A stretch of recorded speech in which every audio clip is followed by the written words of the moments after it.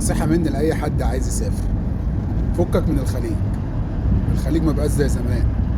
الخليج كان الأول في أول الألفينيات والتسعينيات، كان فيه فلوس وكانت الدنيا حلوة وكانت الدنيا جميلة.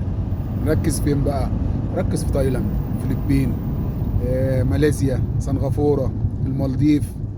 الكلام ده، الناس دي المعاملة هناك معاملة كويسة. مش بنقول ان معاملة الخليج وحشة، لا لا سمح الله، الخليج كلهم على دماغنا وعلى راسنا. احنا بنتكلم هناك في البلاد اللي انا بقول لك عليها دي، المرتب هناك هيبقى بالدولار، دي نمرة واحد. نمرة اتنين، هناك العيشة ارخص من الخليج. الاقامات والورق والحاجات دي، الكلام ده هناك ارخص من الخليج. وهناك مميزات كتير حلوة فيها احسن من الخليج. ركزوا مع البلاد دي، البلاد دي اللي فيها فلوس دلوقتي. ركزوا مع افريقيا، بس مش كل افريقيا. عندك كينيا، عندك جنوب افريقيا، اثيوبيا، الصومال، موريتانيا. الكلام ده في فلوس حلوة وفي شغل كتير حلو.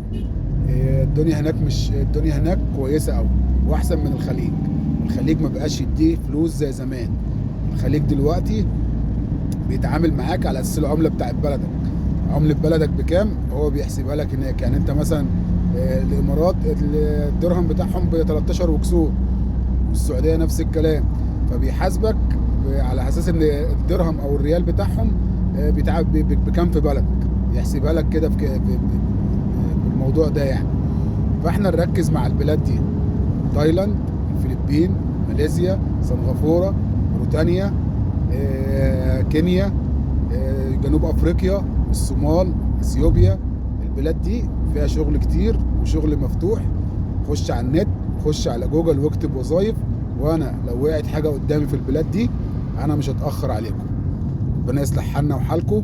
كل سنة وانتم طيبين، وما تنساش رزق ترزق.